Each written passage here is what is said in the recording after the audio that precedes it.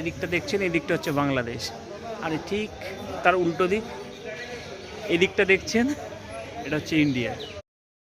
আজকে আপনাদের নিয়ে যাব বনগাঁয় অবস্থিত ভারত আর বাংলাদেশ সীমান্তে, যেটা কিনা আমরা পেট্রোপোল বর্ডার হিসাবে জানি। চলুন তাহলে নতুন ব্লগ শুরু করা যাক। আমরা সকাল সকাল বেরিয়ে পড়েছি। আমাদের বাড়ি থেকে পেট্রোপোল বর্ডার মাত্র 39 কিলোমিটার। আমাদের এটা কভার করতে মোটামুটি 1 থেকে 1.5 ঘন্টা সময় লাগবে। সেই হিসাবে আমরা বাড়ি থেকে দুপুর 2:30 নাগাদ খাওয়া দাওয়া সেরে বেরিয়ে পড়েছি।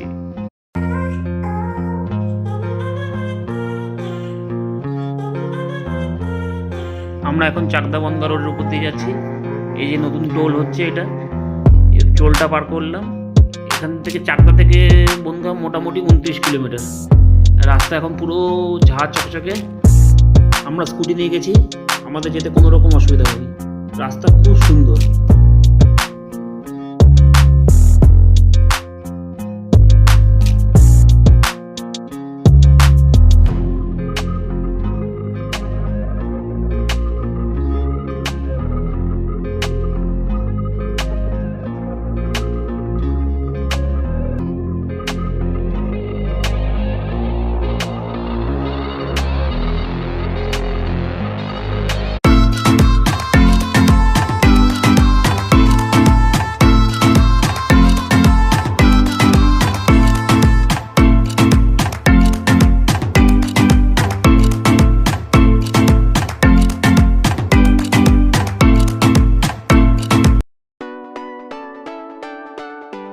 আমরা বনগা পৌঁছে গেছি। এই যে সামনে বড় ঘড়িটা দেখতে পাচ্ছেন, এর ঠিক উল্টো দিকে রাস্তাটা ধরলেই সোজা বর্ডার যাওয়ার রাস্তা।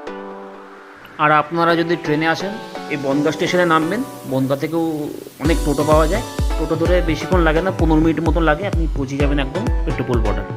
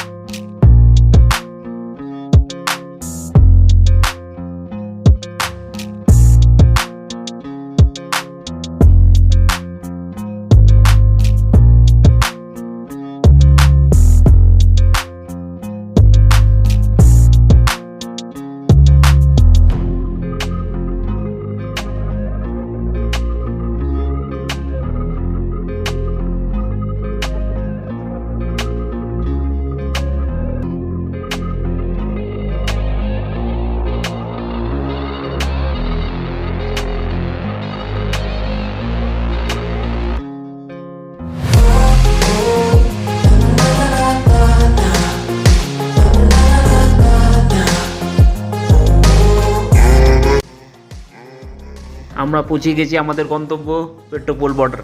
দেখুন বাসগুলো কি সুন্দর সুন্দর সব লাইন দিয়ে দাঁড়িয়ে আছে। একটার পর একটা বাস দেখতে পারবেন আপনি পেট্রোপোল বর্ডারে।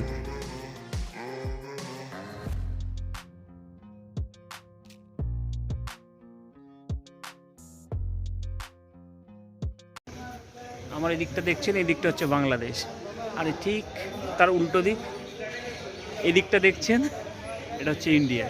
আমরা এখন দাঁড়িয়ে আছি ইন্ডিয়ার আর বাংলাদেশের একদম ঠিক মাঝখানে। এটি আমার পিছন দিকটা দেখছেন, এটা হচ্ছে ইন্ডিয়া। লরিটা এখন ইন্ডিয়াতে ঢুকছে। আর এই দেখুন আমার ঠিক উল্টো দিক, এটা হচ্ছে বাংলাদেশ। আমরা একদম ইন্ডিয়া আর বাংলাদেশে মাঝখানে দাঁড়িয়ে আছি। একদম শনিবার আর মঙ্গলবার প্যারেড হয়। আমরা সামনে শনিবার মঙ্গলবার দেখে আসবো, এসে প্যারেডটা দেখাবো।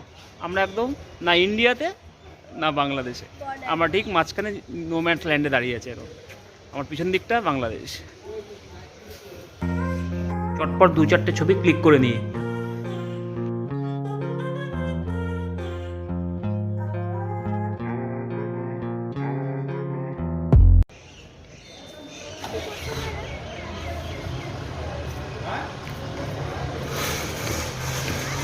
ডান দিকেরগুলো ইন্ডিয়ান আর্মি আর বাঁ দিকেরগুলো হচ্ছে বাংলাদেশ আর্মি।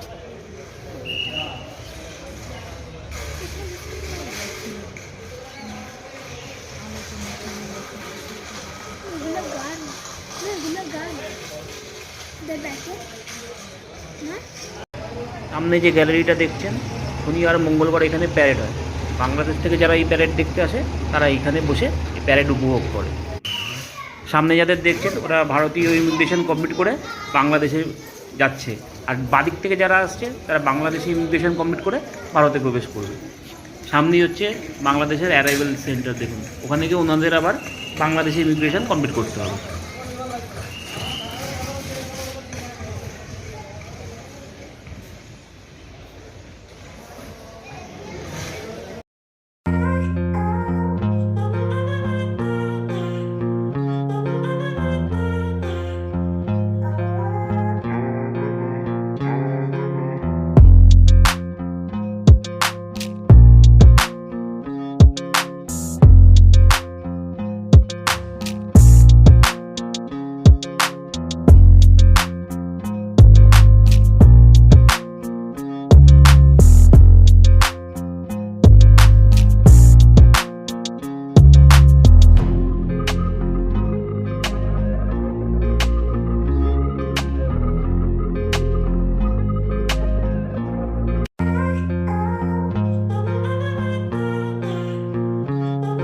যদি ভিডিওটা ভালো লাগে একটা সাবস্ক্রাইব অবশ্যই করে দেবেন, এটুকু আশা রাখতেই পারি। আমরা এবার মামা চললাম হাড়ি, দেখা হবে আবার সামনে ব্লগে। ততক্ষণ টাটা। আর ভিডিওটা ভালো লাগলে একটা লাইক আর একটা অবশ্যই দরকার। দেখা হচ্ছে পরের ভিডিওতে, ততক্ষণ বাই।